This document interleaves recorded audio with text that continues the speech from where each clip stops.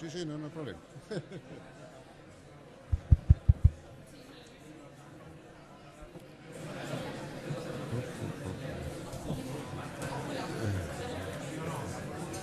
¿Ready? Vale.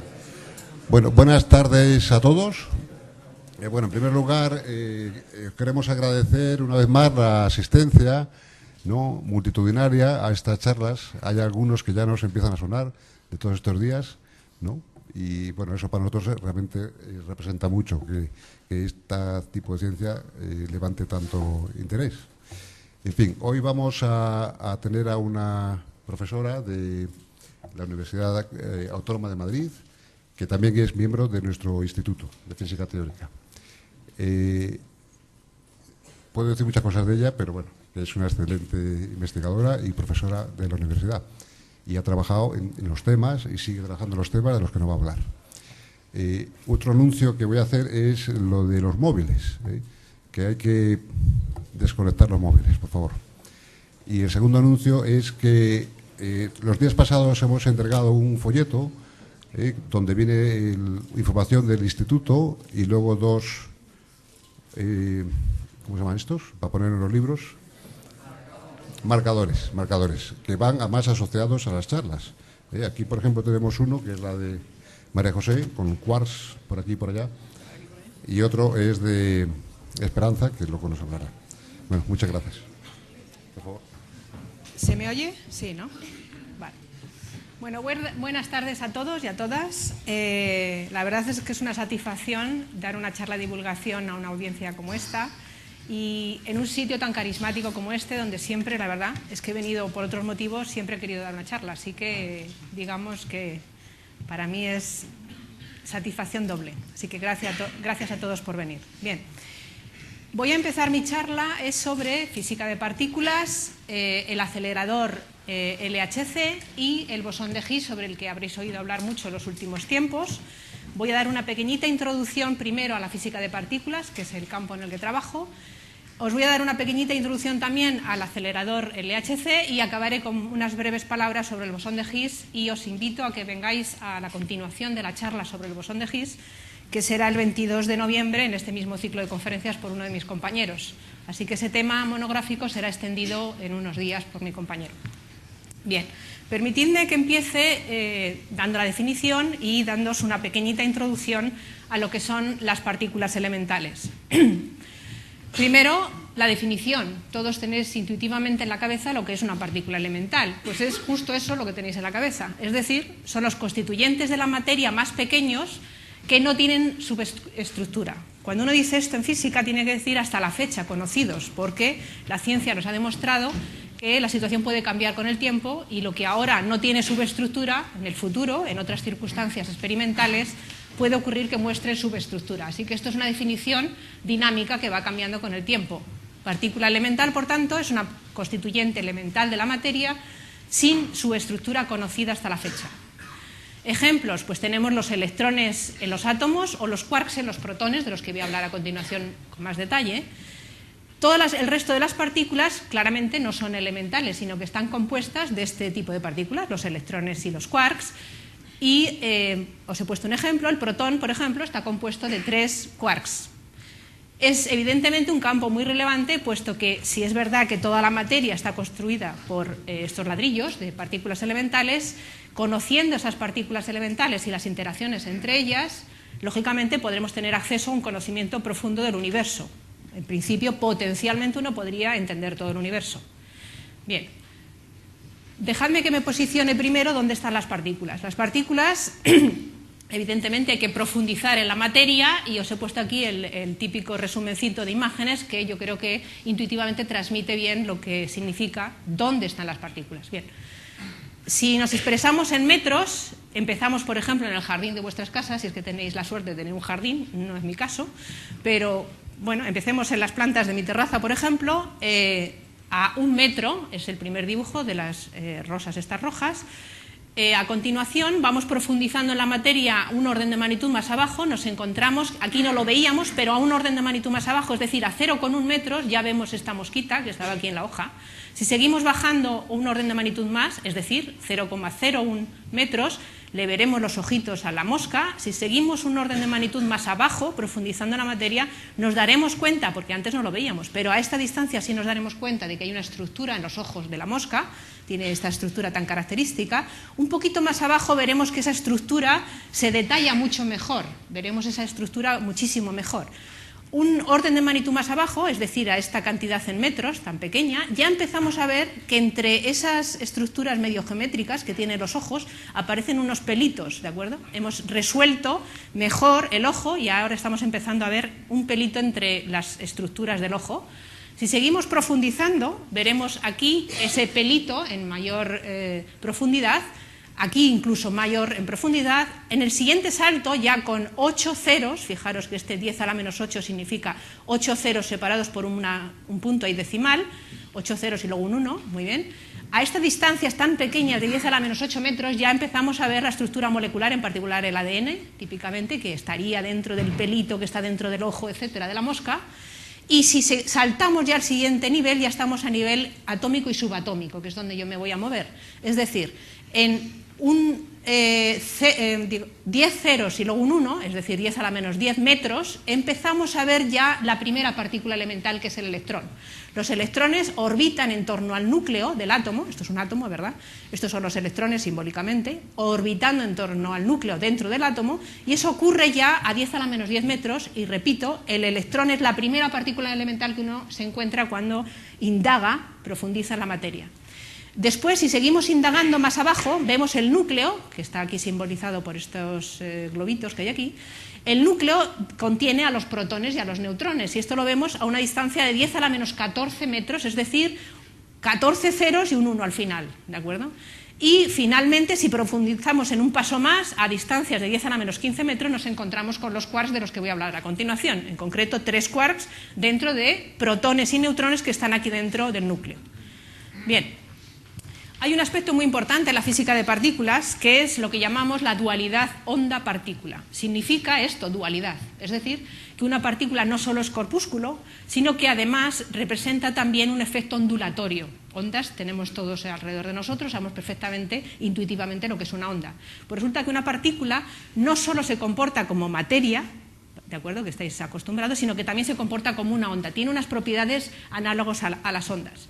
Como veis en este dibujo, represento claramente, esto es un dibujo real, de las imágenes de ondas que produce el paso de 2 electrones por una superficie de un cristal de cobre, simplemente para transmitiros que un electrón, que es una partícula, cuando se mueve en una superficie, produce en su entorno un efecto ondulatorio, es decir, se puede interpretar también como una onda. Serían 2 ondas, 2 electrones, 2 ondas interfiriendo como cualquier otro fenómeno ondulatorio de interferencia. Y justo esa propiedad de las ondas, o sea, las partículas que se comportan como ondas, es la que nos va a permitir entender este aspecto tan importante de la física fundamental, que es la relación entre la distancia y la energía, que son conceptos que en principio, usualmente en la calle uno no tiene claros cuál es la relación entre la distancia y la energía a nivel cuántico. Esta es la clave. Bien, a eso voy. Por una parte, propiedades de las que sois familiares, de las ondas, es la longitud de onda. La longitud de onda, si tenemos una onda que todos tenemos en la cabeza, ¿verdad?, la longitud de onda es simplemente la distancia entre sus crestas, ¿vale? Aquí la longitud de onda es larga, aquí la longitud de onda es corta, porque las crestas están más cerca. A su vez, sabemos bien también, tenemos la idea de frecuencia. Frecuencia es con cuántas veces ocurre algo. Como aquí tengo muchas ondas en un mismo espacio, quiere decir que hay mucha frecuencia. Ocurren muchas ondas en un espacio en una cierta longitud. Por tanto, aquí hay alta frecuencia y aquí hay baja frecuencia. Es decir, intuitivamente, una longitud de onda larga corresponde a una baja frecuencia y una longitud de onda corta corresponde a una alta frecuencia, ¿verdad? Esto es bastante intuitivo. Son propiedades típicas de las ondas. Simplemente deciros además que en el caso de las ondas, a su vez, son transportadoras de energía. Las ondas tienen asociado un concepto de energía que usualmente crece con la frecuencia. Resumo diciendo que la longitud de onda corta corresponde a una frecuencia alta y a su vez a una energía alta. Quedaros, estas son propiedades de las ondas. Longitud de onda corta, frecuencia alta y alta energía de la onda. Muy bien. Aquí veis un cuadro típico de las frecuencias de las ondas, pasando por nombres que conocéis todos en la vida cotidiana, ¿no? Microondas es como el microondas de la cocina, emiten microondas, una cierta longitud, una cierta frecuencia. Por aquí tendríamos el visible, es decir, las frecuencias típicas de la vida visible que nosotros estamos viendo en la naturaleza cada día. Y las ondas de radio y televisión y demás están aquí, las del móvil prácticamente estarían entre las microondas y las ondas de radio, por esta zona estarían. Bien, el siguiente concepto es este mismo, pero en relación a las partículas. Una vez que uno ha identificado una partícula con una onda, en esta dualidad, es inmediato establecer una relación entre lo que es las propiedades típicas de la partícula y las propiedades típicas de las ondas. Por ejemplo, sabemos que una partícula viene caracterizada por una masa y una velocidad, ¿vale? Esto lo sabemos todos, igual que vosotros cuando os movéis tenéis una masa y una velocidad, pues una partícula también. Una onda os acabo de explicar que está caracterizada por una longitud de onda y una frecuencia. Bien, cuando contemplo una partícula a la vez como partícula y como onda, lógicamente va a haber una relación entre esas cantidades, ¿de acuerdo? La relación la podéis ver aquí, pero es básicamente lo que ya os he dicho, es decir, a velocidades grandes de una partícula, atención, una partícula se mueve a mucha velocidad, le va a corresponder una longitud de onda pequeña. Esto es una velocidad en el denominador y esto es una longitud de onda pequeña. Es decir, una partícula con mucha velocidad tiene mucha energía, pero cuando esa energía la veo desde el punto de vista de su carácter de onda, la veo como una longitud de onda, si estaba hablando de energía grande, lo veré con una longitud de onda pequeña. Resumiendo, esto es clave en la mecánica cuántica, en la física cuántica, porque cuando yo consigo una gran energía, es decir, acelero una partícula muchísimo, es muy energética, ¿qué hago con esa partícula? Pues lo que puedo hacer es, voy a ver si encuentro otra partícula en el camino, o bien porque está parado o bien porque la he acelerado, encuentro otra partícula, colisiono las dos partículas y la energía que tenía la primera partícula es capaz, como un microscopio, es capaz de ir a longitudes muy pequeñas. Gran energía de la partícula va a mirar a longitudes muy pequeñas a nivel cuántico de la otra partícula. Esa es la clave cuántica. Es decir, repito, el resumen es, aceleramos muchísimo las partículas, las hacemos colisionar contra lo que quiero observar, es como un microscópico que se va a acercar cada vez más, y cuanto más energética es esta partícula, más pequeñita es la distancia que voy a ser capaz de resolver. Mejor voy a ver el pelito ese de la mosca, por decirlo así. Bien. Por tanto, los microscopios son, los aceleradores son microscopios muy potentes. Vale. Empecemos hablando de varios tipos de partículas, os voy a marear un poco porque las partículas tienen unos nombrecitos un tanto graciosos, pero es lo que hay. Entonces, tipos de partículas. Se dividen en dos grandes bloques, lo que se llaman los leptones y los quarks. Partículas, todo el tiempo voy a hablar de elementales, si no son elementales os lo advertiré. Entonces, partículas elementales de dos tipos, leptones y quarks, ¿vale? Ya hemos hablado de alguno de los leptones, hemos hablado del electrón. El electrón, os decía, que se encuentra en las capas externas de los átomos, orbitando en torno al núcleo, muy bien. Además de los electrones, tenemos lo que se llaman, otras partículas elementales que se llaman neutrinos. Neutrinos tienen su nombre lógico debido a que son neutros eléctricamente y además el diminutivo inos se refiere a que son pequeños y muy ligeros, las dos cosas, son muy ligeros comparado con el resto de las partículas. Electrones y neutrinos, por tanto, forman parte del gran grupo que se llaman leptones y luego tenemos los quarks. Los quarks, que ya os he mencionado que estaban dentro de los núcleos, a su vez dentro de los protones y neutrones, en principio, en la materia ordinaria, la que estamos compuestos todos nosotros, vienen de dos tipos, esos quarks. Lo que se llama el quark U y el quark D, que vienen de las siglas en inglés up y down, respectivamente, que quieren decir arriba y abajo. Muy bien. Lo curioso de los quarks es que no están por ahí andando solitos por la calle, no, están confinados, están atrapados dentro de los protones y neutrones que a su vez están en los núcleos. Esta es una propiedad muy peculiar, si bien los electrones sí los podemos encontrar libres, además de los átomos están libres por ahí, los quarks no los podemos encontrar libres, están siempre confinados dentro de los protones y neutrones. Muy bien. Propiedades básicas de las partículas, es importante que sepáis que una partícula en general se caracteriza por varias cosas, pero básicamente por las que os voy a mencionar. Una es la masa, que es bien familiar para todo el mundo, la masa. Otra es la carga eléctrica, que todos conocéis, y luego hay otras propiedades, muchas. Una de ellas puede ser color, puede ser sabor y otras propiedades. La masa en la física de partículas se suele referir, no en unidades de kilogramos ni nada de eso, ni mucho menos, sino que se suele utilizar una unidad que es muy cómoda, que es la unidad de la masa del protón. Todas las partículas se refieren, esta partícula tiene una masa de tantas veces la masa del protón, o sea que se utiliza la masa del protón como referente en este caso. Y también hay un referente en el caso de la carga eléctrica. La carga eléctrica se mide respecto de la carga eléctrica del electrón. O sea que aquí las unidades básicas son la masa del protón, a todo lo que os voy a contar después, y la carga eléctrica del electrón. Diremos una fracción o un número de veces la carga eléctrica del electrón o un número de veces la masa del protón. Muy bien. En ese lenguaje, entonces, cuando hablamos de los electrones, lógicamente un electrón tiene carga eléctrica -1, porque estoy hablando del mismo, respecto del mismo. Luego la carga eléctrica del electrón es -1 veces E, que es un numerito que está aquí escrito en coulombios.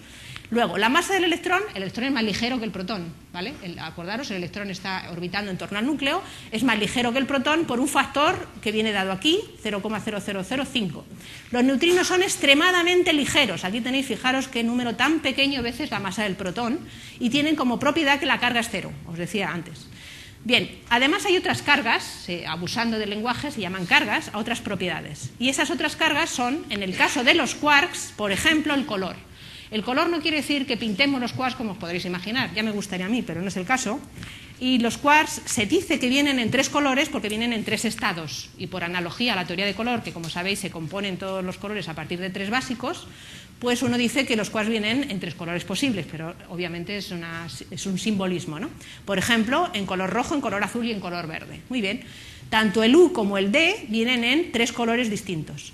Además, hay una propiedad que se llama el sabor, también a veces en los libros dicen aroma, a veces se les llama aroma o sabor, que realmente lo que me dice es la diferencia entre este quark U y el D, además de la carga eléctrica, ya hemos dicho que es diferente, el U y el D tienen un sabor diferente. Ese up y down significa sabor de los quarks. Bien, el misterio de los quarks es que a pesar de que tienen este número cuántico llamado color, resulta que se confinan para formar hadrones que no tienen color. Curioso. Es bastante curioso el tema. Es decir, los quarks, como digo, forman lo que se llaman hadrones. La palabra hadrón incluye protón, neutrón y otros muchos más. Todos estos sí que son compuestos. Son compuestos de quark, pero tienen la peculiaridad de ser blancos de color. No tienen color. Bien, además debéis de saber que en el mundo de las partículas existen lo que se llaman las antipartículas. Bien. Podría hablar mucho de esto, pero voy a intentar ser breve. Simplemente deciros que para cada partícula le asignamos una antipartícula que tiene la misma masa que ella, es exactamente igual en masa, pero tiene todas las cargas opuestas. Por ejemplo, la carga eléctrica la tiene opuesta. Bien, vamos a dar un ejemplo. El positrón, llamado E+, es la antipartícula del electrón. Es idéntico a un electrón a todos los niveles, pero tiene la carga eléctrica opuesta. Así que el antielectrón, o llamado también positrón, es la antipartícula del electrón. Así puede hacer uno con todas las partículas, puede asignarle una antipartícula. Entonces tenemos el antineutrino, que es la antipartícula del neutrino, muy bien. Tenemos el anti-U, que es el antiquark del U. El anti-D es el antiquark del D.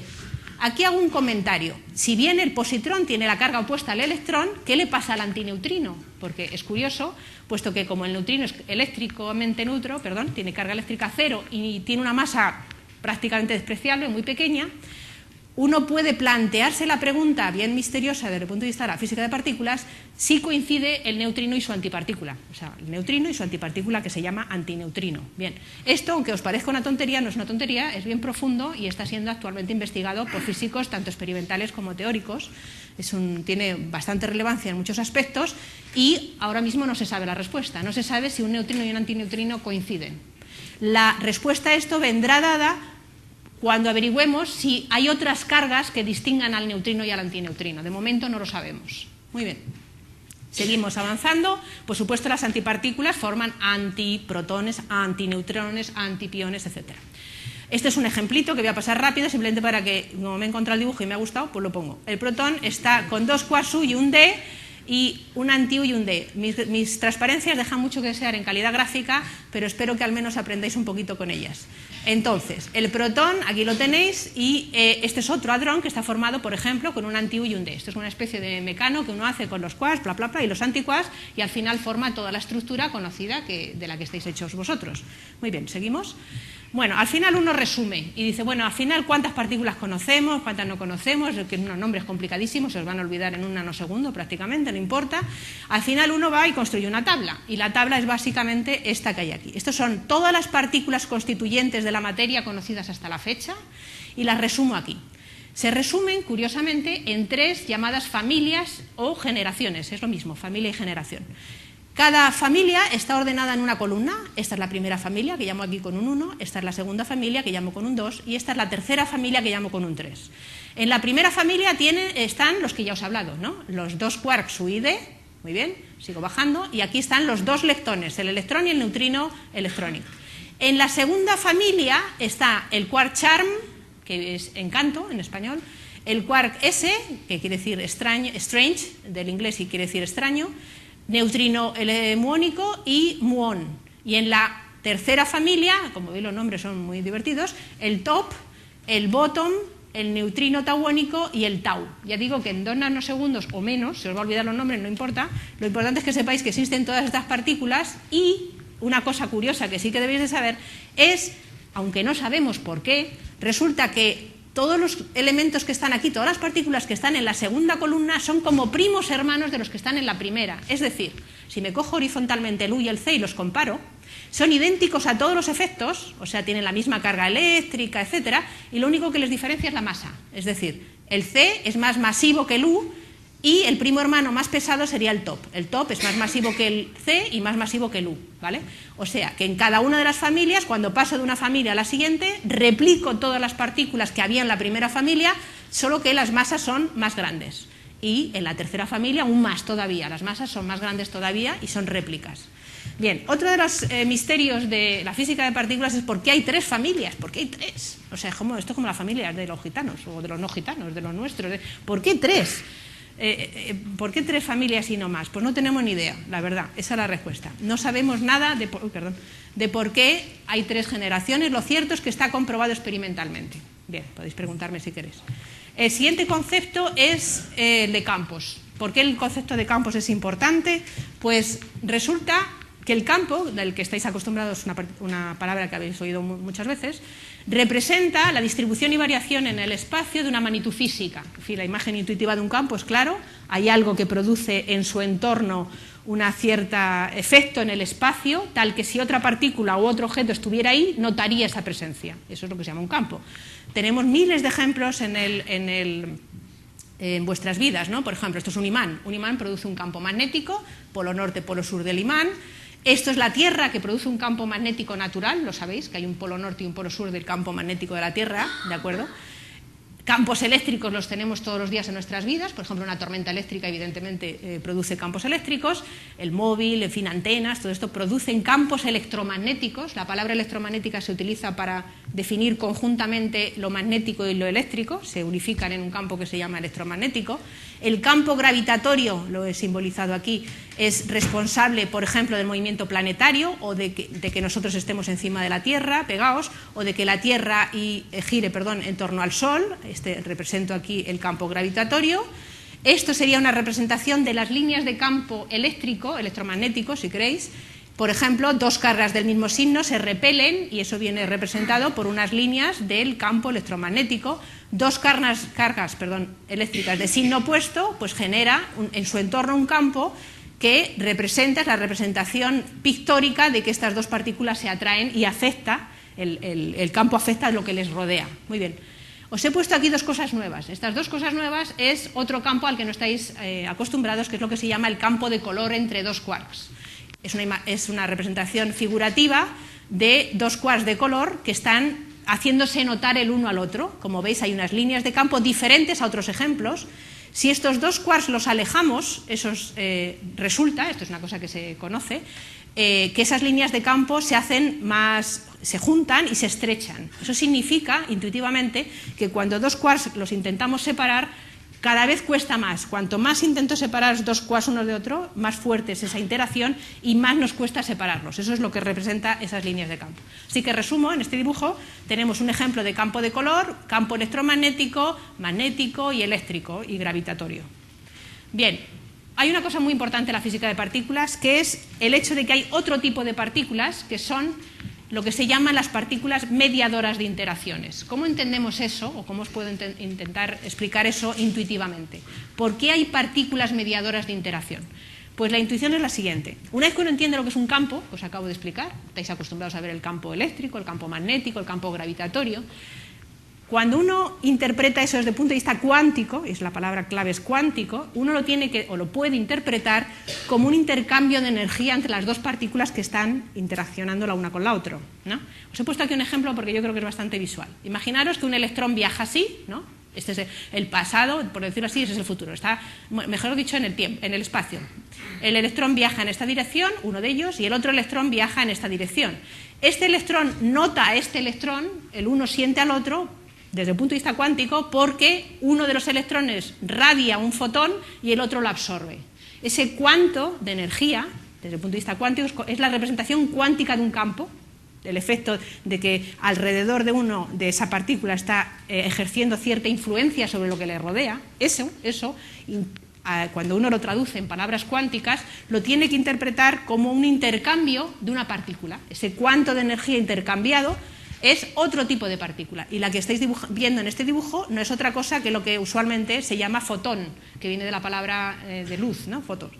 Muy bien, el fotón, esta letra gamma griega, es la partícula, porque es una partícula elemental también, que se intercambia y que es responsable de que esos dos electrones sientan el uno al otro. Muy bien.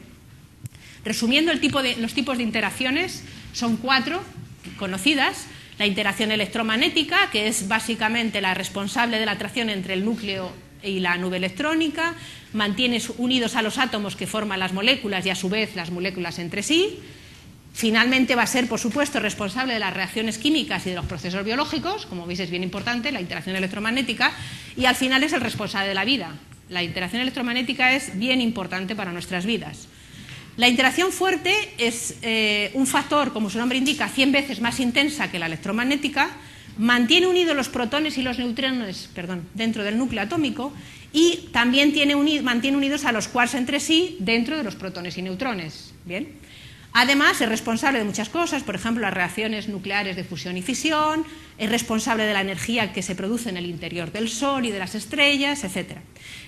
Quiero que os quedéis con esta palabra, gluón. Gluón es la partícula, ese cuanto de energía que se intercambian dos quarks cuando interaccionan, igual que antes era el fotón, ahora es el gluón, pero es entre quarks.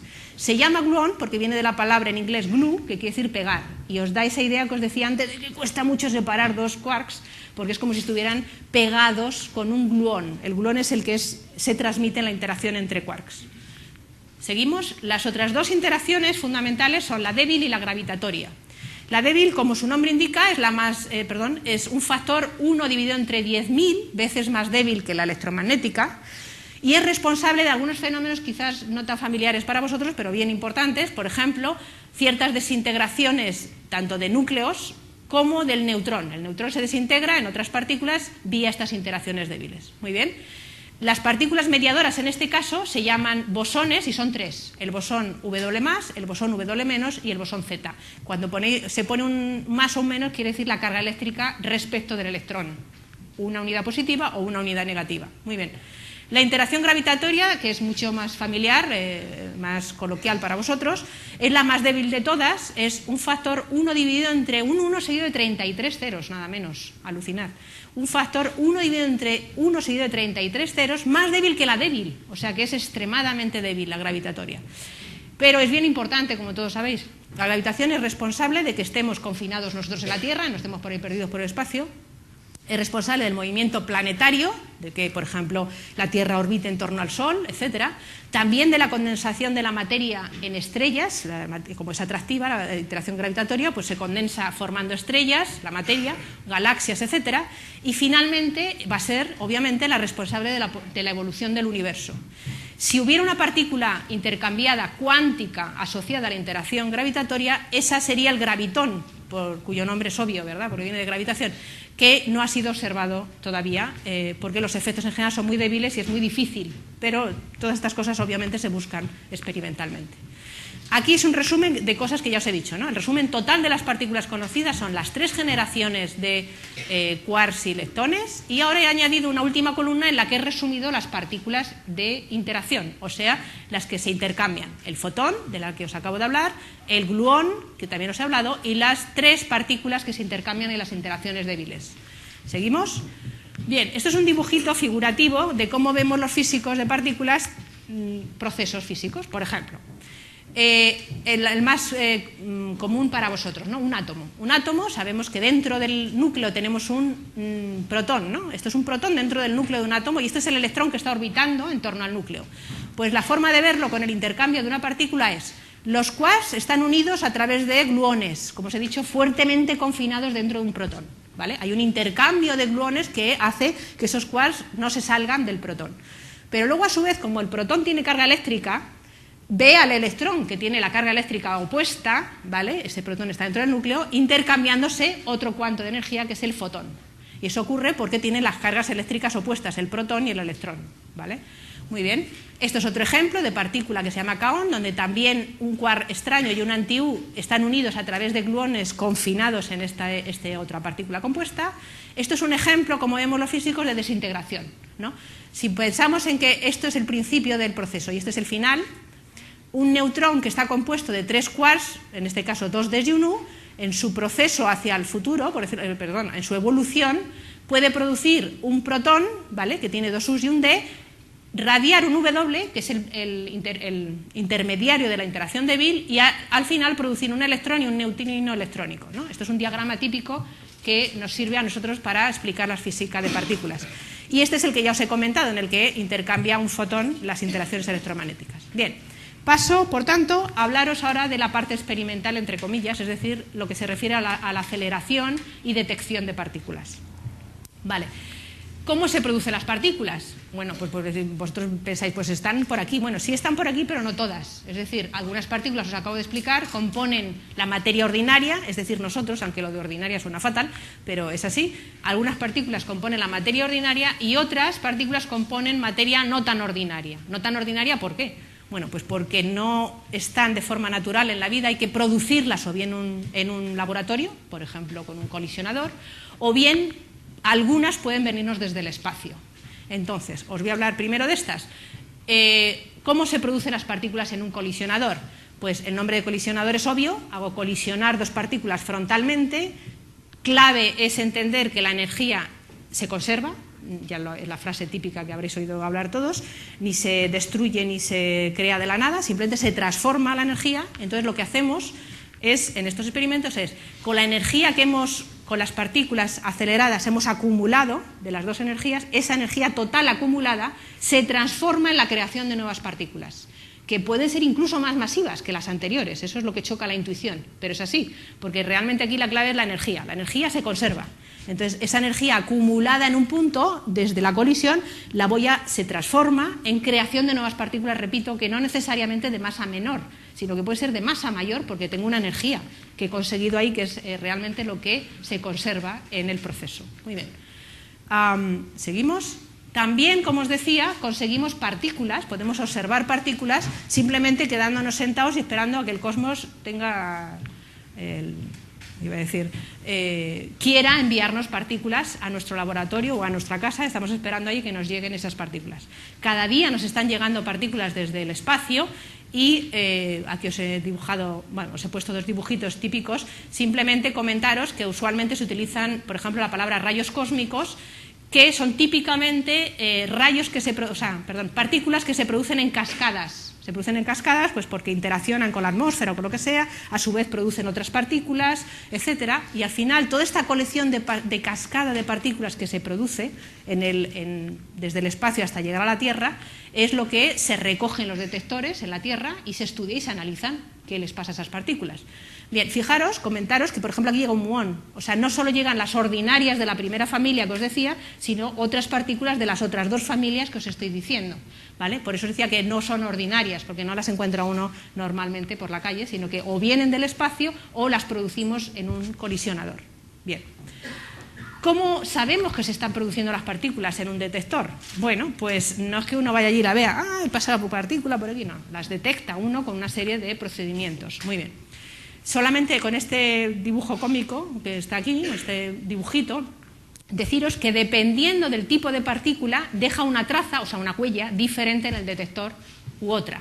Os pongo un ejemplo claro, ¿no? Imaginaros que esto es una rodaja de un detector y el beam, o sea, el acelerador, el haz de colisión va frontalmente a lo que es la pantalla que estáis viendo. Ahí es donde se produce la colisión y la rodajita es perpendicular al haz de la colisión.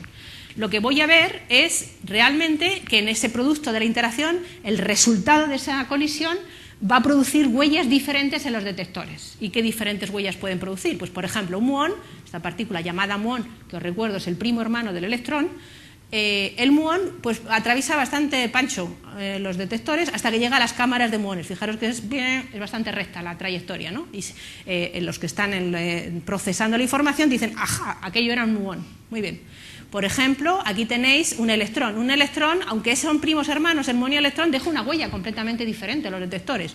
En otras, hablando así, digamos, con palabras muy sencillas, se ramifica un poco más en su camino y esa ramificación en su camino a través de los detectores se recoge en los ordenadores y al final se procesa y se concluye que era un electrón y no otra cosa, etcétera, etcétera, ¿no? Un neutrón también produce una ramificación, pero más adelante que un electrón. Un electrón la produce pronto, en la primera capa del detector, y un neutrón produce una ramificación más adelante en otras capas del detector, etcétera, etcétera. Hoy en día se conocen estas técnicas muy bien y se puede al final inferir, concluir qué tipo de partícula era la que se estaba produciendo en esa colisión. Bien, pasamos pues al LHC, que es otro de los tópicos o de los temas de los que quiero hablar. El LHC es el mayor colisionador del mundo actualmente y se llama LHC porque es de las siglas en inglés Large Hadron Collider, ¿verdad? Que quiere decir en español el gran colisionador de hadrones. Hadrones, recordemos que en este caso vamos a hablar de protones. Hadrones es un conjunto grande, pero realmente lo que colisiona el LHC son protones. Protones contra protones, ¿de acuerdo? Muy bien, es el proyecto más ambicioso de la historia en el mundo de la física de partículas y en concreto está en la frontera franco-suiza cerca de Ginebra. Bien, esta es una vista aérea de donde está colocado el acelerador este. Como veis, esta es la pista de aterrizaje de Ginebra, o sea que está muy cerquita de la ciudad de Ginebra. Aquí en esta región que veis es donde está el acelerador del que os voy a hablar ahora. Muy bien.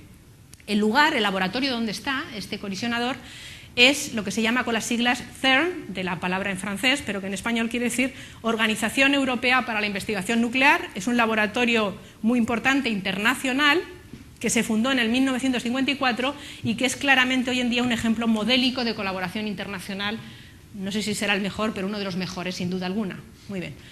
El CERN tiene 20 Estados miembros, para vuestra información, incluido España, que participa en el CERN.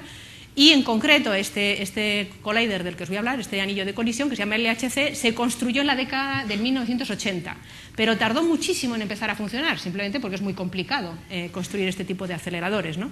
Se construyó en la década de los 80 y ha empezado a funcionar no hace mucho, realmente entre el 2009 y el 2010. Fijaros la cantidad de años de trabajo que hay debajo de esa construcción, o sea, es una labor inmensa. Bien.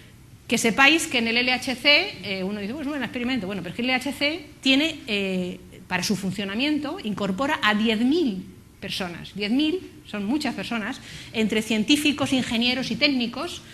Además, incorpora a 500 instituciones y empresas del mundo, o sea que es todo un desarrollo tecnológico el que significa, y es un proyecto realmente internacional, además de ser europeo, en protagonismo, Europa está de protagonista, pero también interviene Estados Unidos, Asia, Latinoamérica y otros muchos países. Bien, España en el CERN, he creído conveniente poner esta transparencia porque puede serviros de información general. Por supuesto, España está en este experimento, en el LHC. La historia básicamente es que tras un primer periodo en el que España primero entró en el CERN en el 1961, se salió después en el 68, hubo una cierta inestabilidad, volvió a ingresar ya como miembro de pleno derecho en el CERN, España, en el 1983. Y desde entonces pues, ha ido creciendo la contribución española más y más y más, y de más en cantidad y en calidad, como os podréis imaginar. Muy bien. En cuanto a lo que aporta España al CERN, que aquí lo tenéis explicado, de los 20 Estados miembros, normalmente contribuyen con una cantidad que es en función del Producto Interior Bruto, España contribuye con aproximadamente un 8,5% del total en 2013, que es el año que estamos hablando. O sea que España pone dinero en el CERN, que lo sepáis, y por tanto exigimos el cambio, obviamente, el retorno, ¿no? a España. Bien. En la actualidad hay más de 500 científicos, entre ingenieros, físicos, técnicos, etcétera, en el CER, que son españoles, 500, de los cuales 200 están trabajando aproximadamente para el proyecto este del LHC del que os estoy hablando, ya sea como técnicos, como científicos, en los experimentos, etc. Muy bien. Además, es importantísimo para todos los países, en particular para España, el retorno industrial y en qué medida ha intervenido las industrias en este proyecto. Y resulta que España, y estas cosas no las sabía hace muchos años, ahora ya las sé porque estoy más metida en política científica, resulta que España es el quinto Estado miembro en cuanto a los retornos industriales, obteniendo el total del 6,5% de las adjudicaciones a empresas tecnológicas de España. O sea que España participa no solo en la ciencia, sino en la tecnología también del CER. Muy bien, el túnel del LHC, seguimos. Aquí veis una imagen del túnel, simplemente que sepáis que está por debajo de tierra, a una profundidad aproximada de 100 metros, en algunos sitios son 50, en otros son 150, muy bien. Entonces una imagen simbólica, ¿no? Como digo, está entre Francia y Suiza, en la frontera. Aquí se ven perfectamente la superficie, se ven las montañas, los Alpes, el Jura, etc. Y esto es una foto real del túnel del LHC. Como veis, se parece muchísimo al metro. Yo siempre lo explico a mis estudiantes así, porque dices esta palabra y ya está claro, es como el metro, solo que en vez de pasar el metro por aquí, pues lo que pasa es un tubo de vacío, que veis ahí, con una serie de aparatos tecnológicos de los que voy a hablar a continuación. Muy bien, que sepáis que es fue una obra fabulosa de ingeniería, construir el túnel, en la que se tuvo en cuenta muchos aspectos, no solo de obras públicas, como es lógico hacer un túnel, sino también geológicos, de impacto medioambiental, incluso se consideraron cosas que parece alucinante, pero que intervinieron en toda esta etapa, que es los posibles efectos de los ciclos lunares. Como sabéis, las lunas afectan a las mareas, pero a muchas otras cosas más. Entonces, en particular, se tuvo en cuenta en los estudios previos a la construcción del LHC todos los temas posibles efectos de la luna, incluso las posibles vibraciones que ocurrían debido al paso del TGV, el tren de alta velocidad francés. Bien, los protones se aceleran en el LHC. Bien. ¿Hasta cuándo se aceleran? ¿Qué velocidades alcanzan? Pues os lo voy a comentar aquí. Lo primero, un protón no se acelera solo. Pues vaya aburrimiento, el protón solo, no. Los protones se aceleran en paquetes, como autobuses, ¿vale? Es como si se formaran autobuses de protones y fueran todos los autobuses, aquí un autobús, luego otro delante de otro autobús, así, seguido. Muy bien. Ups, perdón. En total tiene unos 3.000 paquetes. Cada haz, o sea, los protones van en haces, cada haz va en 3.000 paquetes, como en 3.000 autobuses, ¿vale? Y cada paquete contiene 100.000 millones de protones. O sea, está espeso, está bien poblado el autobús. Como podéis imaginar, en cada autobús de paquetes de estos van 100.000 millones, yo ni me lo puedo imaginar, 100.000 millones de protones en cada autobús. Pobrecitos, no van sentados, está claro. Entonces, ¿cómo se aceleran? Pues se aceleran básicamente con campos eléctricos. La palabra es muy tecnológica, es cavidades de radiofrecuencia, pero lo que se hace es someter a las partículas esas que van en los autobuses a empujes que les da las cavidades de radiofrecuencia. Aquí tenéis una foto, creo, sí. RF quiere decir Radio Frequency Cavities, y estas radiofrecuencias que están en trozos del acelerador, no están continuos, sino que son trozos, esto es una, esto naranjita, ¿no? Aquí hay una cavidad, aquí hay otra, hay muchas cavidades de radiofrecuencia. Cada vez que pasan por una cavidad de radiofrecuencia se les empuja al autobús, como digo yo, de los protones. Muy bien.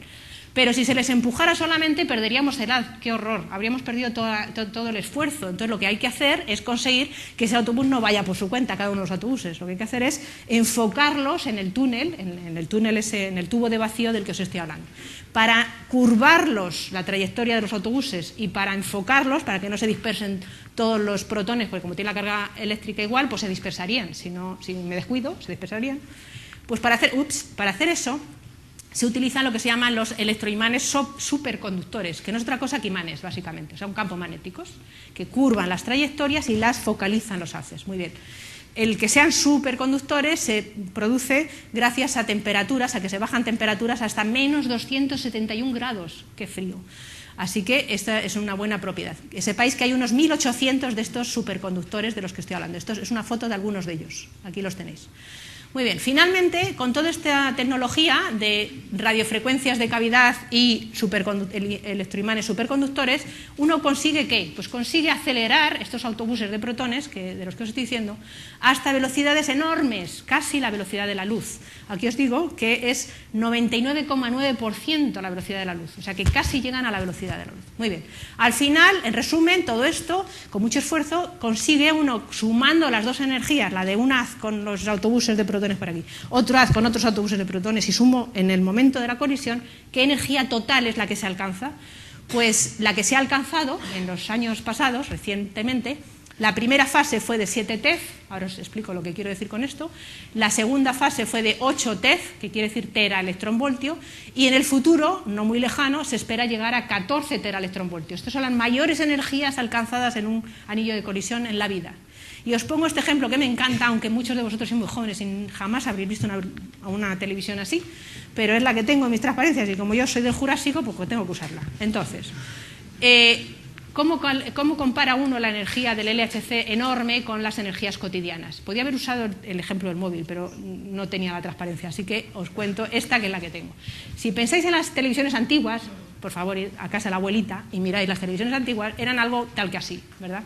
No eran pantallas planas, ni mucho menos. Era una cosa que ocupaba todo el salón, sobre todo los que teníamos un salón pequeño. Bien, entonces, lo que ocurría aquí en estas televisiones es que los los electrones se arrancaban a base de calor, de un material incandescente que había aquí. El electrón se aceleraba por el tubo este de atrás que tenía la televisión, que era larguísimo, y ¡pum!, se proyectaban los electrones sobre la pantalla del televisor y así se veía la televisión. Bien, os pongo este ejemplo porque es bonito ver. Simplemente es una forma simbólica de decir cómo se compara la energía del LHC con algo cotidiano. Para mí algo cotidiano de mi vida de la infancia era una televisión de estas. Entonces, ¿cómo comparo los 14 teraelectronvoltios que va a tener en breve el LHC con la energía de ese electrón que es el que me permitía ver la televisión y de muchas cosas que están en vuestras vidas cotidianas? Pues haciendo las cuentas, no tengo mucho tiempo, llegaréis a la conclusión de que la energía del LHC de la que os hablo, 14 teraelectronvoltios, es aproximadamente 3.000 millones de veces mayor que la que tiene esos electrones que me hacen ver la televisión y otras muchas cosas en vuestras vidas cotidianas. 3.000 millones de veces mayor que las energías cotidianas a las que estáis acostumbrados. Aquí pongo una frase porque queda bonito también, que es el hecho de que esa energía se puede traducir de la forma siguiente.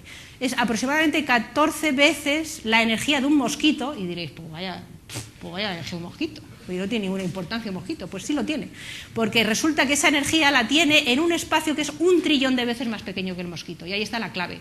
Cuando oigáis hablar de energías en física de partículas, que diréis, pues si yo cojo la tabla del Wikipedia y me lo paso a mis energías de mi vida, pues si tampoco es para tanto. Pero claro, es que es en un espacio 1 trillón de veces más pequeño. Y esa es la clave. Bien, hay 4 puntos de interacción en el LHC. ¿Ver? No están colisionando como locos las partículas todo el rato, no. Colisionan en 4 cruces, 1, 2, 3 y 4 cruces. Y en esos cruces de haces frontales, uno contra otro, se cruzan en un lado, cruzan en otro y cruzan así, en 4 sitios. Se colocan los detectores para no haber perdido el dinero, ¿verdad? Y detectar cosas. Muy bien. Claro, como comentario, como dato, deciros que las partículas son tan pequeñas que la probabilidad de que 2 de ellas se choquen en principio es extremadamente pequeña. Entonces, ¿cómo conseguimos que sea eficaz? Pues claro, conseguimos que sea eficaz porque los haces se cruzan muchísimas veces. ¿Cuántas veces se cruzan? Como van a una velocidad prácticamente la de la luz, pues se cruzan, aquí lo tenéis, 30 millones de veces por segundo los haces. Son números que yo no me puedo imaginar. Pero imaginaros un haz en una dirección y otra en otro, cruzándose 30 millones de veces por segundo. Eso significa que el número total de colisiones es de 600 millones de choques por segundo. Muy bien. Aquí os dibujo los 4 detectores que hay en el LHC, que son con estas siglas cuyo nombre larguísimo tenéis aquí explicado y que no voy a entrar en detalles. Son Atlas, como veis obviamente no están fuera, están dentro, por debajo de la Tierra, pero os lo he puesto aquí para que veáis la forma que tienen los 4 detectores. Atlas, CMS, ALICE y LHCb, ¿verdad? De las siglas en inglés. Os voy a mostrar algo de estos detectores a continuación. Lo primero deciros que son enormes colaboraciones, es decir, participan muchísimas personas, miles de personas. ¿Cuántas personas? Pues este es un ejemplo. CMS, que es este detector en particular, es una rodaja de CMS, tiene todas estas personas en su colaboración. 2.000 miembros entre científicos e ingenieros, 155 instituciones y 37 países. Por otra parte, los detectores en sí son catedrales, son aparatos inmensos, colosales. ¿Cómo de colosales? Pues si os fijáis un poquito, y mis transparencias son de muy mala calidad, estos 2 personitas que hay ahí, un chico y una chica, son personas, comparado con el tamaño de los detectores. O sea, da vértigo. Yo la primera vez que lo he visto, directamente este detector, la primera vez que vi este detector abajo, me mareé. os lo aseguro, y no era el primer detector que veía, había visto muchos detectores antes, cuando vi este me mareé, o sea, es una sensación de vértigo alucinante. Son unas dimensiones colosales, fijaros dónde están las personas, y eso está debajo de la Tierra. Bien, para no entrar en detalle, deciros que en general los detectores de partículas, más o menos todos tienen una cierta similitud en el sentido de que desde el punto de interacción que está aquí, ¿no? Ahí se supone que se produce la interacción, son una especie como de sucesiones concéntricas de capas, como si fuera una cebolla, de detectores de distinto tipo.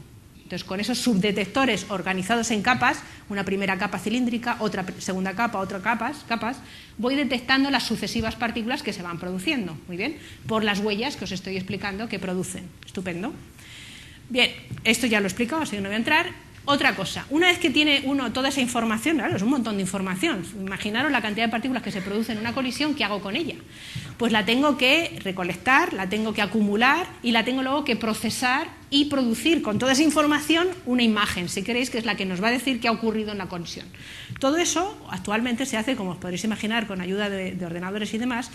Tengo que decir que el CERN contribuyó notablemente al desarrollo del GRID, que es la red que ahora mismo se utiliza no solo para física de partículas, sino para otras muchas cosas, y que consiste básicamente en una tecnología nueva de, ¿cómo se dice?, de compartir recursos. O sea, se cogen decenas de miles de ordenadores de todo el mundo, normales, ordenadores normales, los que tengáis vosotros en casa incluso, y con todas esas decenas de miles de ordenadores de todas partes del mundo se reparten los recursos y se comparten los ordenadores, como por decirlo así, en todo el mundo, y se procesan los datos, que en total, fijaros, yo es un número que es que me desborda, 25 millones de gigabytes de datos al año se procesan en esa red internacional que se llama GRID. Bien, pues con toda esa labor enorme de procesamiento de datos, al final del producto de esa colisión se producen fotos tan bonitas como esta que estáis aquí. Es un ejemplo, ¿no? Esto es una foto de una colisión, el producto de una colisión que ha ocurrido en Atlas, ¿no? Donde vemos claramente una partícula, otra partícula en verde, otra partícula en rojo, otra partícula en rojo y otras muchas partículas alrededor del vértice de interacción. Estos son ejemplos, 1000 veréis en internet, podéis acceder a fotos de estas preciosas, de los 4 detectores, ¿no? ALICE es uno de ellos, Atlas es el otro que os comentaba hace un momento, LHCb y CMS. Producen una serie de imágenes preciosas donde resumimos lo que ha ocurrido en la interacción. Bien, yendo a la ambición es ¿qué queremos hacer con el LHC? Pues que queríamos encontrar el bosón de Higgs, del que os voy a hablar un pelín en el final. Y sí, lo hemos encontrado. Tremenda noticia, impacto internacional, fabulosa noticia para la física de partículas y para toda la ciencia en general. El Higgs es una de las partículas de las que voy a hablar ahora, que se predecía y se encontró hace poco. De hecho, el anuncio del descubrimiento fue el 4 de julio del 2012, no hace tanto, hace un año aproximadamente, un poco más. Muy bien, pero también tenemos otros desafíos. Ese era el primero y el más grande, pero por eso lo he puesto en número 1, pero hay otros muchos desafíos. ¿Qué otros desafíos tenemos? Pues descubrir, por supuesto, nuevas cosas, nuevas partículas, nuevas interacciones. Por ejemplo, debajo de los quarks hay algo más, hay subquarks, pues os he dicho que hasta la fecha no se sabe, pero podría ocurrir que hubiera subestructura. ¿Habrá más de un Higgs? ¿Habrá otros bosones de Higgs? Esto es importante también. Hay muchas partículas que predicen los teóricos, una de ellas se llaman supersimétricas, de las que podría hablar pero no tengo tiempo. Otro tipo de partículas, para resumir. Se puede producir el responsable, si es que existe, de la materia oscura. Como sabéis, el universo tiene más de un 20% de materia oscura que no se detecta en los experimentos, y la física de partículas puede dar una respuesta, podría proponer candidatos de materia oscura. Ha habido una charla aquí dada por David, precisamente muy bonita, sobre esto. La materia oscura podría estar formada por partículas elementales, no sabemos, es una hipótesis. Y si está formada por partículas elementales, pues la tengo que producir también, como las demás, en un acelerador. Entonces, una de las cosas que se busca en el LHC es posibles candidatos a materia oscura. También mediadoras de nuevas interacciones que ni nos podemos ni imaginar. Y por eso pongo aquí, como hay mucha gente joven, por favor, añadir a la lista, porque sería muy interesante estudiar nuevos fenómenos en el LHC con nuevas ideas. Bien, también pongo aquí, por supuesto, la posibilidad de que existan nuevas dimensiones y que sus efectos directos o indirectos den lugar a señales, digamos, extraordinarias en el LHC, siempre en base a la conservación de la energía. Aquí os represento la comunidad de físicos todos juntos, porque es bien importante para el avance de la ciencia que nos pongamos a colaborar todos. A colaborar, quiero decir, desde los teóricos, esta es una colega mía, que está ahí trabajando con sus cálculos en la pizarra. Y luego tenemos los técnicos de aceleradores, que son los que permiten que el acelerador esté en buen funcionamiento, los que inyectan el haz al acelerador, los expertos en análisis de datos que se apoyan en todo el equipo informático que hay por detrás, que es bien importante, etc. La labor de todos conjunta es la que hace que la ciencia avance, y por eso es muy importante las colaboraciones de las que os estoy hablando.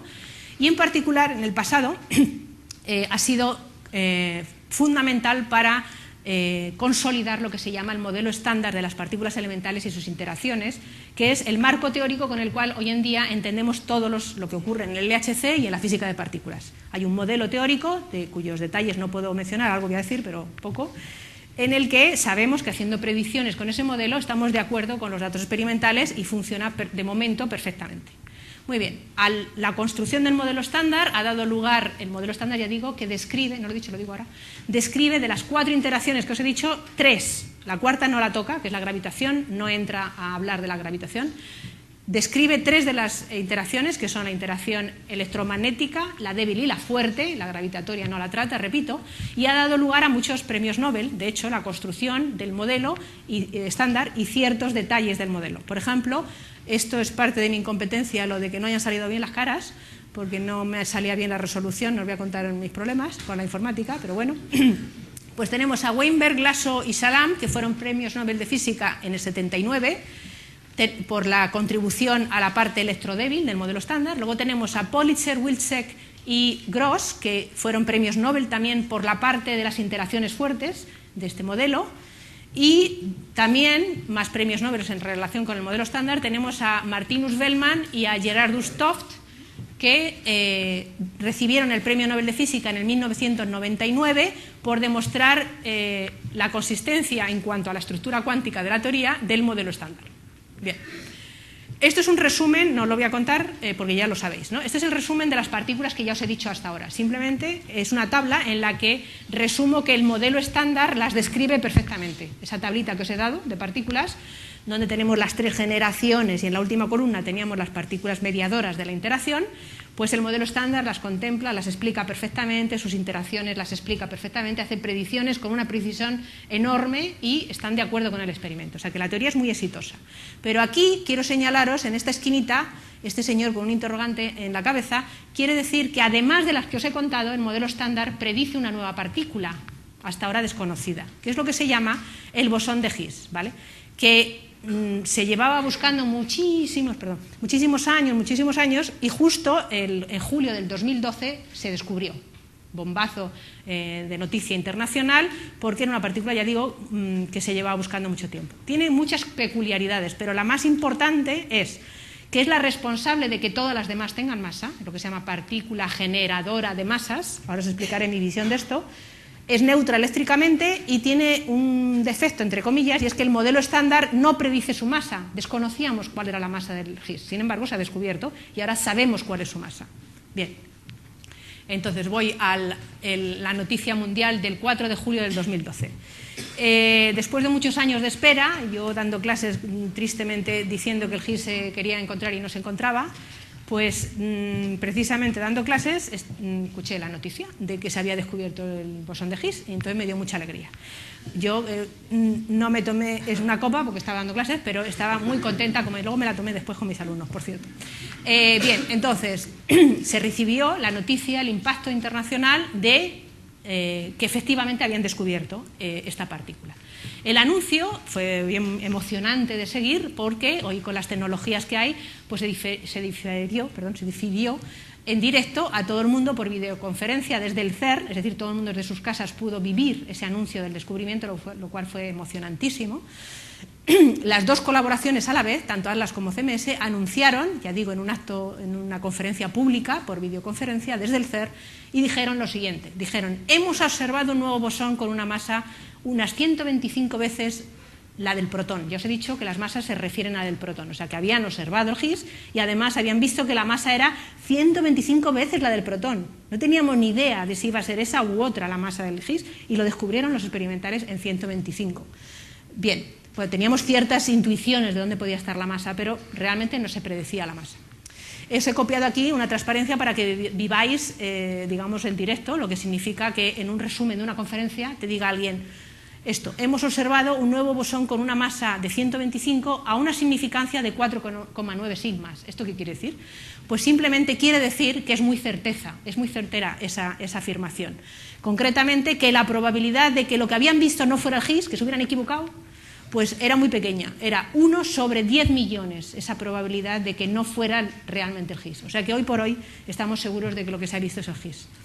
Mirando en internet encontraréis muchísimas imágenes preciosas del bosón de Higgs y os invito a que lo veáis. No tenéis más que poner bosón de Higgs y os inunda la pantalla de imágenes de bosón de Higgs. Estas son dos de ellas, simplemente que, como os he dicho, pues en las interacciones se produce el bosón de Higgs y produce trazas de partículas que con la simulación del ordenador se colorea, cada una partícula tiene un color diferente o una traza diferente y, por tanto, esto es lo que realmente simula esa producción del Higgs. Tengo muchos eventos, pero solo os voy a mostrar dos más. Este tipo de evento fue uno de los que sirvió para decir, ajá, estamos viendo el Higgs. Es el Higgs que se desintegra en dos fotones. Esta línea verde y esta línea verde son los dos fotones que se han producido al final en la desintegración de un Higgs y que se detectan en los experimentos. Y eso es lo que, ese evento precioso es lo que a todos nos ha puesto súper contentos. Ese tipo de eventos. Este es otro tipo de eventos que también son preciosos y de hecho se les llaman los canales dorados. Se llama canales dorados no porque estén dorados, sino porque se ven muy bien experimentalmente. Entonces, como el evento protagonista, por decirlo así, tiene, como veis, 4 colorines aquí, 2 rojos, este es un rojo, este es otro rojo, un azul y un azul. Cada una de esas trazas representa un leptón, concretamente 2 muones, una es de un color y las otras son 2 electrones. Esos son sucesos en los que un Higgs se desintegra en 4 leptones, 2 electrones y 2 muones. Muy bien.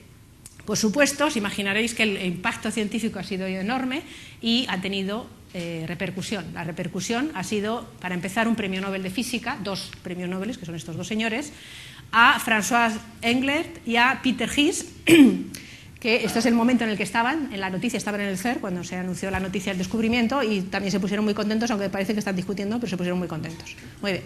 Estos son los premios Nobel del 2013. ¿Por qué se les ha dado el premio Nobel? Porque ellos fueron los que propusieron el mecanismo en el cual aparece la partícula de Higgs. Ese mecanismo se llama mecanismo de Higgs. Por desgracia participó una tercera persona que no estaba allí para recibir el premio Nobel porque había fallecido poquito antes, qué desgracia, el 2011. Sabéis que los premios Nobel se tienen que dar a personas que estén vivas. O sea, realmente, en buena medida, en buena lógica, habría que haberle dado el premio Nobel también a Broad, pero desafortunadamente desapareció un año antes. Bien, también en España ha habido repercusión. Como sabéis, porque habréis leído la prensa, ha habido premios Príncipe de Asturias, muy recientemente, el 25 de octubre pasado, que han dado a Peter Higgs, de nuevo aquí, Englert, aquí. Este es el que vino en representación del CERN, que ha sido el otro premiado en los premios Príncipe de Asturias, precisamente el laboratorio del que os acabo de hablar, y que recogió el director del CERN, Rolf Eurer. Muy bien. ¿Qué es realmente el bosón de Higgs? Tengo dos transparencias para terminar. Si leéis la Wikipedia, permitidme que os lea lo que pone la Wikipedia porque produce esta admiración, ¿vale? El bosón de Higgs o partícula de Higgs es una partícula elemental propuesta en el modelo estándar de física de partículas. Recibe su nombre en honor a Peter Higgs, quien, junto con otros, propuso en 1964 el hoy llamado mecanismo de Higgs para explicar el origen de la masa de las partículas elementales. El bosón de Higgs constituye el cuanto del campo de Higgs.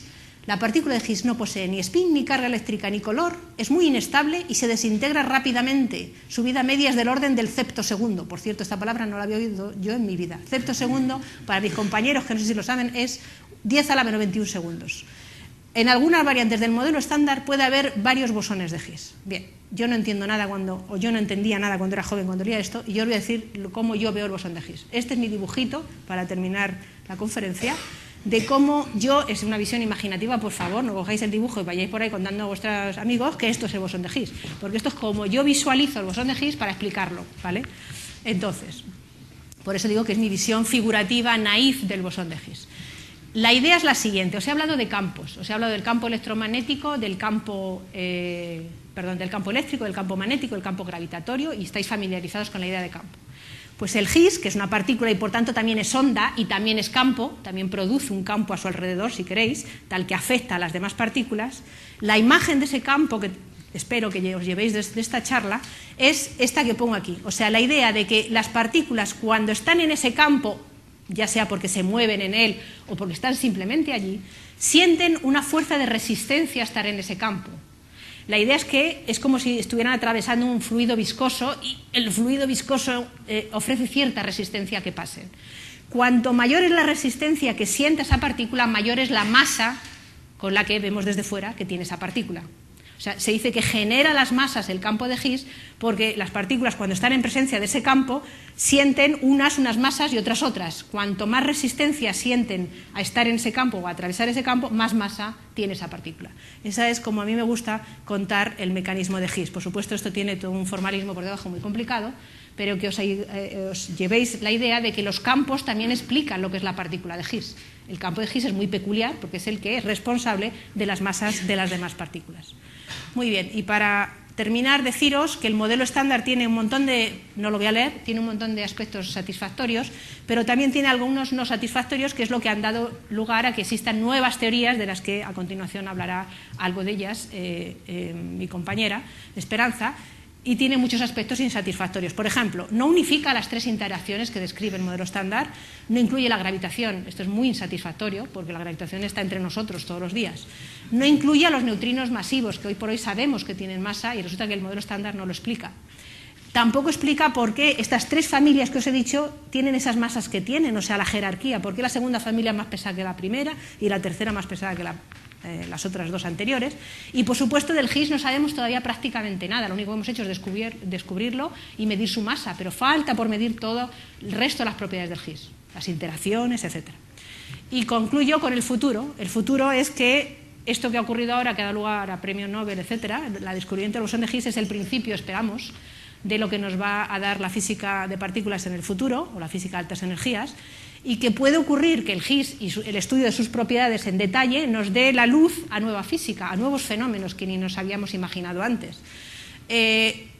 Por tanto, desde mi punto de vista, el tercer párrafo es mi opinión, un poco, una de las cuestiones claves para descifrar esa misteriosa partícula, en qué consiste el Higgs, es primero estar seguro de si es una partícula realmente elemental o no. Esto hoy por hoy no se sabe. Se ha descubierto el bosón de Higgs y se ha medido su masa, pero no sabemos si es compuesta o es elemental todavía. Esto es algo que se va a saber en breve. Se va a descubrir experimentalmente si es compuesta o no. Y desde luego no sabemos si hay algún principio fundamental mayor, me imagino que hablará también Esperanza de algunas ideas, algún principio fundamental que subyace, que esté por debajo, perdón, y que provoque ese campo de Higgs. Entendemos cuál es el campo de Higgs hoy en día, pero no sabemos qué es lo que hace que se produzca ese campo de Higgs. No lo sabemos, ni idea. No sabemos si es dimensiones extras, si es nuevas interacciones, no sabemos nada. Así que queda todo un mundo por descubrir y muchas gracias por estar por aquí.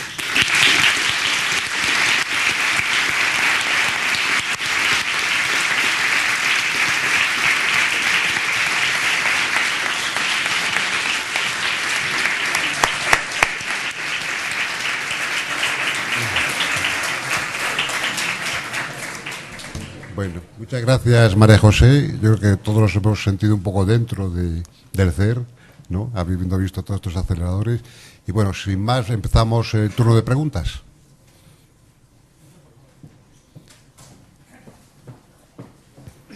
Hola, buenas tardes. Muchas gracias por la conferencia. Vamos a ver, no todo el mundo parece que se ha alegrado con el descubrimiento de Higgs. Por ejemplo, el señor, ¿cómo se llama? Stephen Hawking, me parece que se llama. Parece ser que no le ha gustado mucho el descubrimiento, porque dice que limita los conocimientos de la física de la materia, porque parece ser que se va en una dirección distinta y opuesta al verdadero conocimiento de la física de la materia. Y quería hacerle una pregunta un poco política, si quiere me la responde, y si no, pues no pasa nada. Pero yo encuentro muy raro que después de 45 o 50 años que se lleva buscando el bosón de Higgs, que no ha servido para nada, porque aunque se haya descubierto ahora, ya se sabía que podía existir, con lo cual tampoco ha servido absolutamente para nada, nos podamos gastar 15.000 millones de euros en un monstruo de máquina para encontrar un bosón de Higgs.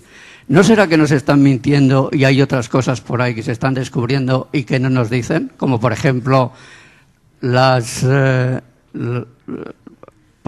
antimateria, los agujeros negros, armas de destrucción masiva, en definitiva.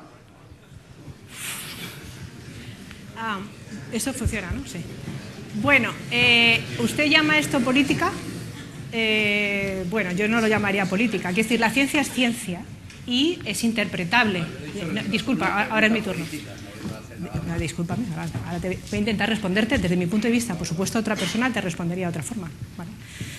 En la ciencia, gracias a Dios, las cosas no están cerradas y bien cerradas. Siempre uno está debatiendo y volviendo a discutirlo una vez más. Gracias a Dios, por eso es ciencia. Entonces, dudo mucho, para empezar, que el señor Hawking, si es usted al que se refiere, haya dicho eso. No creo que piense el señor Hawking que... Discúlpame, lo que dice la prensa a veces sabes que no está interpretado de una forma incorrecta. Dudo mucho que un científico diga que un bosón de Higgs, un nuevo descubrimiento, el que sea, ya sea la biología, en cualquier campo de la ciencia, un nuevo descubrimiento es un descubrimiento y chapó al nuevo descubrimiento. O sea, dudo mucho que un científico, ya sea este señor u otro, diga esta frase en este sentido. Así que me inclino a pensar que lo que usted ha leído en el periódico estaba interpretado por otra persona, que no era científica. Bien, primer punto, es su opinión, ahora es la mía. Segundo, el que un descubrimiento sirva o no es algo que es bien conocido en la historia, no se sabe en el momento en que se descubre. Los descubrimientos a veces tienen implicaciones muchísimo después del descubrimiento. Esto está lleno, la historia de la ciencia está llena de descubrimientos que en el momento no se sabía la aplicación tecnológica, por ejemplo, y luego se descubrió mucho después. Todo lo que os he contado del CERN y todos esos millones de los que hablas tiene un tremendo impacto en la vida social, tremendo, y por eso estoy dando esta charla. Entonces, no es de ley que usted diga esto y voy a ser dura en esta afirmación, porque muchísima de la tecnología que se ha desarrollado en torno al CERN sirve para muchas cosas, no solo para descubrir el CERN, sino para, por ejemplo, el tratamiento del cáncer, etcétera. Todos los expertos en radiación que han sido contratados por las empresas privadas, muchos de ellos han formado en el CERN. Entonces, le podría poner este ejemplo, pero podría ponerle muchos. Es evidente, mi respuesta es pasional, como puede usted imaginar, porque el tema me toca muy de cerca.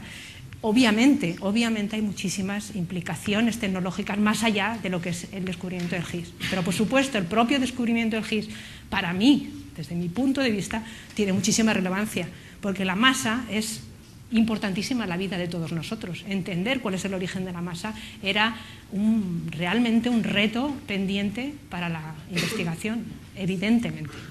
El que uno pueda apreciarlo o no, entiendo que para gustos están hechos los colores, pero es un hecho. O sea, y lo del dinero, revuelvo a repetir, las inversiones, precisamente el CERN es un ejemplo que yo me atrevo a poner, a pesar de que no soy política en absoluto, porque realmente es un ejemplo internacional del retorno a los países, y España es de esas inversiones que ha obtenido retorno industrial.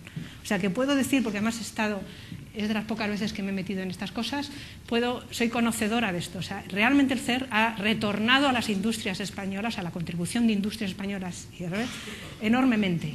Pero se lo puedo asegurar. Sí, creo que hay más preguntas por ahí. Bueno, hay varias preguntas, no sé, por ejemplo, aquí. No sé si le he entendido bien, pero me ha dado la impresión de que afirmaba que no es posible la desintegración del protón. No lo he dicho, pero lo ponía en las transparencias, sí. Bueno, o sea que el neutrón sí se puede desintegrar, sí, y el protón no. Y la razón que daba, creo que la diferencia de masa, que el protón tiene... Lo ponía en mis transparencias, pero no lo he dicho, sí. Tiene menos masa que el neutrón. Efectivamente. Bueno, sí. No sé si... Se limita... Sí, una mínima. Yo quiero haber leído, pero a lo mejor estoy equivocado. ¿No habrá habido alguna teoría en la que cuentan que existe o es posible la desintegración del protón, lo que daría origen a una física completamente nueva? Es una pregunta muy interesante, denota que usted lee y que es curioso. Sí, evidentemente hay otro tipo de teorías, de modelos, hay muchos modelos, muchas teorías, y no en todos el protón es estable. Hoy por hoy no hemos visto desintegrarse el protón, pero hay experimentos que buscan la desintegración del protón, o sea que no es algo que rompería nuestro concepto del universo, ver que el protón se desintegra en principio. Hombre, más nos vale que no se desintegre de forma normal porque estaríamos todos desintegrados. Acabo de contar que estamos hechos de protones. Pero sí, a su pregunta, por supuesto existen otras alternativas, otros modelos, otras teorías en las que el protón podría desintegrarse.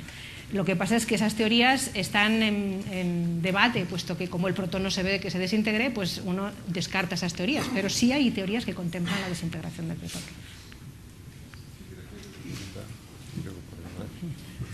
Sí. ¿Por qué se tarda tanto tiempo en descubrir el bosón de Higgs? Es decir, en producir el evento que luego produce el bosón, y luego, si he entendido bien, hay muchos eventos posteriores donde se observa Si los eventos son choques que en realidad son fortuitos, ¿cómo se reproduce tan fácilmente la situación o el evento en el que luego se observa de nuevo? Es una extraordinaria pregunta y no es nada fácil de responder porque no es intuitiva. Una cosa es que se produzcan los choques, eso es mecánico, o sea, es que dos autobuses de esos de los que yo hablo, dos paquetes de protones, seamos eficaces en el procedimiento de la aceleración y para que se produzca el choque.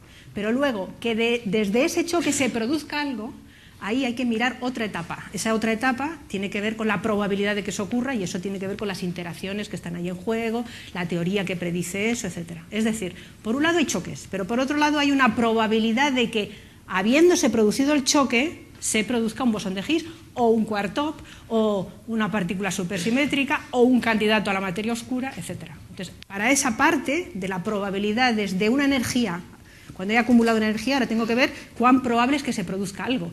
Ahí dentro hay unas fórmulas, entre comillas, hay todo un modelo que describe las interacciones que entran en juego ahí y que igual que os he puesto un dibujito de un electrón que viajaba, otro electrón que viajaba y se intercambiaban un fotón, el cuán probable es eso lo puedo calcular desde la electrodinámica cuántica. Hay una teoría que se llama electrodinámica cuántica, lo puedo calcular. Es una probabilidad, lo que calcula uno es una probabilidad.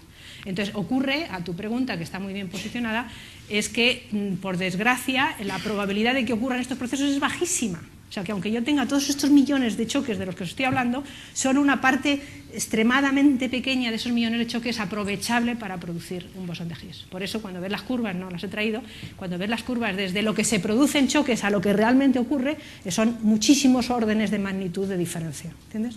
O sea, eso, pero se explica, eso se entiende perfectamente. ¿Cómo han reproducido? Y luego, además, hay como, déjame que te lo describa gráficamente, hay 3 pasos. Uno es el que se produzcan los choques, o sea, que sea eficaz yo en mis autobuses poniendo los protones muy bien ahí, que sea eficaz ese choque, primer paso. Segundo paso, es que sea probable que ocurra la producción de esa partícula, por ejemplo, un bosón de Higgs. Y la tercera etapa es que una vez que la he producido se desintegra porque son inestables. Entonces, lo que yo realmente veo no es el Higgs solito, sino es el producto de que se ha desintegrado, o sea, los productos que han ocurrido en la desintegración. Y eso es una tercera etapa en la que también hay una estimación teórica, unas fórmulas y una probabilidad de que ocurra. O sea, hay productos de probabilidades. Primero, que choquen, después, que interaccionen y produzcan esa partícula, y tercero, que se desintegre en esa cosa que quiero ver. Hay 3 probabilidades que multiplicar. Yo he leído en un periódico, no sé si recordaré mal, que se habían equivocado los del acelerador de hadrones porque habían dicho que habían encontrado una partícula que viajaba más rápida que la velocidad de la luz y han tenido que rectificar. Quería saber si esto que he leído en el periódico es verdad. Y una segunda pregunta. La materia no se crea ni se destruye, solo se transforma. Entonces yo querría saber si un neutrino que atravesase, por ejemplo, a la Madre Teresa de Calcuta o a una persona muy honorable y luego me atraviesa a mí, yo querría saber si moralmente me influiría ese neutrino que ha pasado por mejor. Gracias. Pues yo creo que no. Mire, le voy a contestar primero a la última, que es la más fácil. Yo creo que moralmente no le afectaría nada, porque el neutrino pasa por la materia y ni se entera uno. O sea, nos están pasando neutrinos estos días por el cuerpo y no notamos nada. O sea, que moralmente tendremos otros problemas, ¿verdad? Pero no va a ser el neutrino que pase por nosotros. ¿Y cuál era la otra pregunta? Perdone. Que había leído que se habían equivocado en el acelerador de hadrones. Los físicos de partículas, una de las cosas que hacemos es buscar siempre procesos exóticos. Uno es, por ejemplo, si el neutrino y el antineutrino coinciden, si el protón se desintegra o no. Uno de ellos es si hay alguna partícula que viaje más rápido que la de luz o no. Y a veces ocurren noticias bomba en los periódicos, y si es verdad que hubo una noticia que anunciaba la posible ocurrencia de un neutrino que viajaba más rápido que la luz, etcétera, etcétera. Esto se ha desmentido. Hoy por hoy se encontraron unos problemas en la toma de datos, etcétera, y hoy por hoy se ha desmentido esa noticia. O sea que a la fecha de hoy, como siempre tiene que responder un físico, a la fecha de hoy no se sabe no se conoce ninguna partícula que vaya más rápida que la velocidad de la luz. Y los neutrinos, de los que no he hablado, simplemente deciros que pasan, atraviesan todo y no dejan apenas huella. Por supuesto, hay todo otra, han hablado de ellos aquí en otra conferencia. Vamos a tomar una pregunta más. Chicos, pasa ahí. Sí, yo en algún momento ha puesto aquí, en las diapositivas, en las imágenes, ha puesto una imagen y se ha referido a alguien que era como el que inyectaba las... me ha despertado la curiosidad. ¿Cómo? No, quiero decir, en el acelerador, ¿cómo se hace? Es decir, supongo que no son botes de papilla, que es de protones o de partículas que se inyecta. O sea, ¿cómo se hace materialmente? ¿Cómo se construyen, por decirlo así, hasta donde se pueda explicar? Espera, déjame que te responda esto y luego me hace la otra. De la propia materia ordinaria, igual que en la imagen que os he dado en el televisor de los de la abuelita, calentando material se pueden desprender electrones, pues con técnicas, por supuesto, más sofisticadas. De la propia materia ordinaria tú puedes arrancar de los electrones, por ejemplo, de las órbitas de los átomos, etc. Un electrón, para acelerarlo, tiene que tener carga eléctrica, eso sí es importante. Pero el inyectador que has visto tan mono en mi dibujo, eso no es otra cosa que otro técnico de aceleración. Es decir, el sistema normalmente acelera en pequeñitos círculos primero y luego lo inyecta en un círculo más grande, que lo inyecta en un círculo más grande, así. O sea, se suelen acelerar en pequeñitos círculos, luego más grandes y tal. Y la inyección es simplemente que canalizas con campos magnéticos, imanes y demás, vuelves a canalizar el haz hacia, así tan claro, de un túnel al siguiente y al siguiente, etc. O sea, no es que haya un señor ahí con el... Era una imagen figurativa. Bueno, me temo que tenemos que interrumpir el turno de preguntas. ¿vale? Ahí hay un amigo mío que me quiere preguntar. Bueno, ya empezamos con amiguismos. Solo una pregunta más, jeje, mi amigo. Compañero de carrera. Y ¿hay alguna explicación ahora mismo teórica de por qué tanta masa para el bosón de Higgs? ¿Tanta masa o tan poca? Porque no se sabía cuál tenía. Ya. Hay tantas explicaciones como teóricos, como físicos teóricos, básicamente. No, hay muchas explicaciones y darte una preferente indicaría que estoy sesgada en una dirección o en otra. Hay muchas explicaciones, pero realmente ninguna satisfactoria. O sea, no se sabe la masa, ¿por qué es 125? No se sabe. Es todo un campo que espero que el señor Hawking no se mosquee porque investiguemos un poco más. Pues, También. Pues es una estupenda pregunta. De hecho, llevan muchos años haciéndolo ya y es fantástico. Lo han hecho en Estados Unidos, protones y antiprotones. De hecho, es mucho mejor porque es más eficaz. Lo que pasa es que la antimateria es muy difícil es muy cara. Es muy cara. Es un tema tecnológico, sí. Pero ha habido en Fermilab, es un laboratorio que hay en Chicago, al lado de Chicago, ha habido un experimento, el anterior, que era grande, pero no tan grande como el HC, se producían colisiones de protones contra antiprotones. Se puede hacer, lo que pasa es que es más caro producir antimateria, es más carito. Bueno, pues muchas gracias, María José, por toda la charla.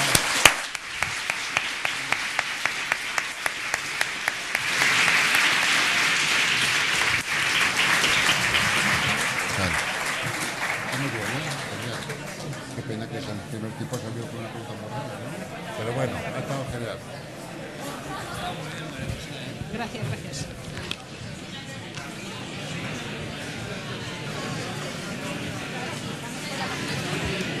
Oje, porque le he hecho una pregunta. No, pero como su pregunta era maliciosa, mi respuesta ha sido No más maliciosa. era maliciosa, era política.